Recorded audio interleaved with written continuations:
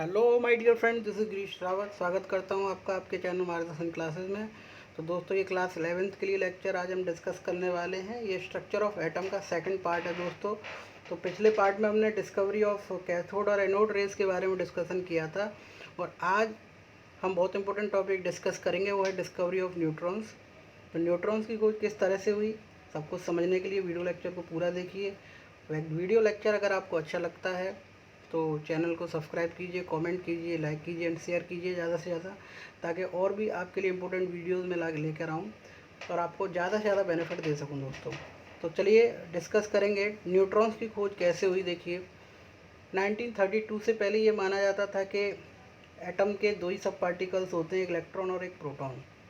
लेकिन 1932 में James Chadwick ने एक एक्सपेरिमेंट किया, और उस एक्सपेरिमेंट में उन्होंने क्या किया कि जो लाइटर एलिमेंट्स थे, लाइटर एलिमेंट जैसे बेरिलियम, बोरोन, कार्बन, जो हल्के एलिमेंट्स थे, उनके ऊपर अल्फ़ा पार्टिकल की बॉम्बार्डमेंट कराई। अल्फ़ा पार्टिकल को टकराया बहुत तेज़ी से, फास्ट मूविंग अल्फ़ा पार्टिकल्स जब टकराए, टकराने के बाद में देखिए वहाँ से क्या निकला, न्यूट्रॉन्स निकला। किस तरह से न्यूट्रॉन्स निकला आप यहाँ पर देख सकते हैं कि बेरिलियम है, बेरिलियम का एटॉमिक नंबर 4 होता है, एटॉमिक मास 9 होता है। एटॉमिक नंबर 4, एटॉमिक मास 9 होता है दोस्तों। यहाँ से ये जो अल्फ़ा पार्टिकल्स हैं, ठीक है, जिनको हम हीलियम कहते हैं, अल्फ़ा पार्टिकल्स इससे टकराए, और टकराने के बाद में देखिए एटॉमिक नंबर ऐड हुआ तो ये 6 हो गए, और एटॉमिक मास इसका कितना होता है, कार्बन का 12। लेकिन बचा क्या, देखिए निकला यहाँ पर 0, है ना। क्या बचा, देखिए 2 और 4 6 हो गए, लेकिन यहाँ पर देखिए बचेगा क्या, 0 बचेगा, क्योंकि टोटल 6 हैं। ऊपर कितने होते हैं, 13, लेकिन यहाँ पर 12 है, तो यहाँ पर मास 1 आ गया। लेकिन इस पर देखिए चार्ज कितना था, ये 0, इसका तो इस 0 चार्ज को हम क्या कहते हैं, न्यूट्रॉन्स कहते हैं। न्यूट्रॉन्स पे कोई चार्ज नहीं होता, और इनका जो मास होता है वो प्रोटॉन के मास के इक्वल होता है, लमसम।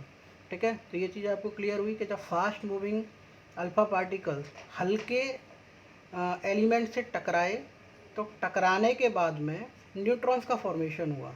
किस तरह से न्यूट्रॉन्स बने, जैसे कि मान लीजिए हीलियम और ये टकराए। अगर यहाँ पर बेरिलियम होता तो क्या होता, यहाँ पर कार्बन की जगह नाइट्रोजन बन जाता। ठीक है, क्योंकि यहाँ पर 7 हो जाता, तो नाइट्रोजन का एटॉमिक नंबर 7 है। तो इसका एटॉमिक मास ऊपर होता है, और जो इसका नंबर है वो नीचे होता है। तो चार्ज इसको मान लेते हैं, इसका चार्ज कितना होता है दोस्तों, 0 होता है।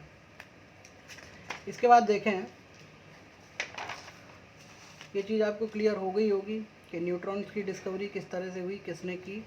उसके बाद में एक टर्म इस्तेमाल करेंगे, यहाँ पर पढ़ेंगे रेडियो एक्टिविटी के बारे में, कि देखिए रेडियो एक्टिविटी है क्या, है ना। काफ़ी इम्पोर्टेंट टर्म है और इसको आपको सीखना है। देखिए, एक साइंटिस्ट थे जिनका नाम था हेनरी बेकरेल।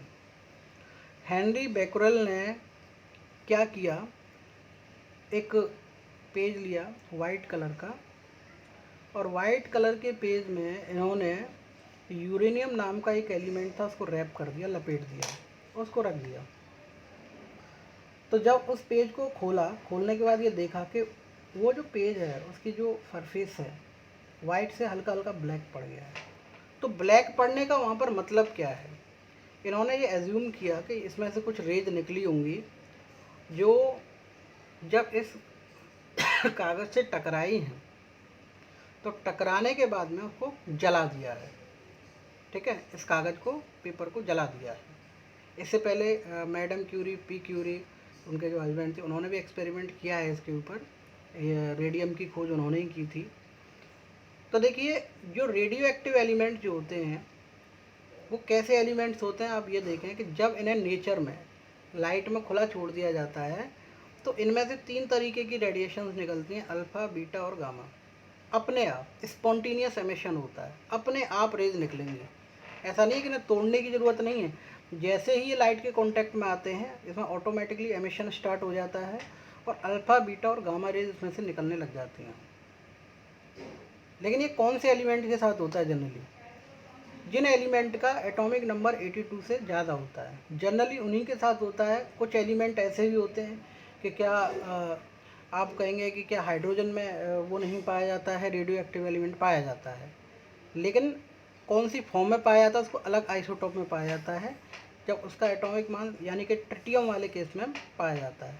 लेकिन अगर हम जनरल केसेस में देखें तो उन एलिमेंट्स में पाया जाता है जिनका एटॉमिक नंबर 82 से ज़्यादा होता है। तो 3 तरीके की रेज यहाँ पर बनी। यहाँ पर देखिए एक यूरेनियम नाम के एलिमेंट को इन्होंने रखा और यहाँ पे एक फोटोग्राफिक प्लेट रखी है, उस पर चार्ज है पॉजिटिव नेगेटिव, यानी यहाँ पे नेगेटिव चार्ज, यहाँ पे पॉजिटिव चार्ज। तो ये देखा गया कि कुछ रेज जो थी वो कहाँ पर चली गई, किसकी तरफ मतलब अट्रैक्ट हुई, नेगेटिव। तो नेगेटिव की तरफ जो अट्रैक्ट होंगी वो पॉजिटिव रेज होंगी, उनका नाम दिया अल्फ़ा रेज। जो पॉजिटिव चार्ज की तरफ अट्रैक्ट होंगी उनका नाम दिया गया बीटा रेज। और जो बिल्कुल स्ट्रेट निकल गई, जो सीधी निकल गई, जो अनडिफ्लेक्टेड थी, जो किसी तरफ मुड़ी नहीं, उनको नाम दिया गामा रेज। यानी कि 3 तरीके की रेज यहाँ पर मिली, अल्फ़ा, बीटा और गामा। ये लेड ब्लॉक है, कांच से बना हुआ ये ब्लॉक है, उसमें यूरेनियम नाम का ये एलिमेंट रखा हुआ है। तो देखिए जो ये तो हम बेसिकली जान चुके हैं कि जो अल्फ़ा रेज जो होती हैं वो पॉजिटिवली चार्ज होती हैं, बीटा रेज जो होती हैं वो नेगेटिवली चार्ज होती हैं, जो गामा रेज होती हैं वो न्यूट्रल होती हैं, इसमें कोई चार्ज नहीं होता, अनडिफ्लेक्टेड होती हैं। सबसे ज़्यादा जो खतरनाक होती हैं वो यही होती हैं। एक इनको किसी भी तरीके से किसी डायरेक्शन में मोड़ा नहीं जा सकता। तो जो अल्फ़ा रेज जो होती हैं उन पर चार्ज पॉजिटिव 2 होता है, इनका जो मास होता है वो 4u होता है, और हीलियम को हम अल्फ़ा रेज कहते हैं, अल्फ़ा पार्टिकल्स। उसके बाद में देखिए बीटा रेज की बात करते हैं कि जो बीटा जो होता है उस पर -1 चार्ज होता है, इलेक्ट्रॉन्स को कहते हैं, जनरली इलेक्ट्रॉन्स नेगेटिवली चार्ज होते हैं। और जो गामा रेज जो होती हैं वो न्यूट्रॉन्स होते हैं, एक तरीके से अनडिफ्लेक्टेड होती हैं, और इन्हीं को हम इलेक्ट्रोमैग्नेटिक रेडिएशंस कहते हैं। तो ये चीज़ दोस्तों आपको क्लियर हुई होगी, आपने नाम सुना होगा अल्फ़ा, बीटा और गामा रेज, ये कहाँ से निकल के आए। तो ये कंसेप्ट क्लियर हुआ है आपको, और आशा करता हूँ सारी चीज़ें क्लियर हो रही होंगी। अगला लेक्चर भी मैं लेके आऊँगा आपके लिए। तो इसी तरीके से आप अपना सपोर्ट बनाए रखें, प्यार देते रहें। आपका बहुत बहुत धन्यवाद। आपका दिन शुभ हो।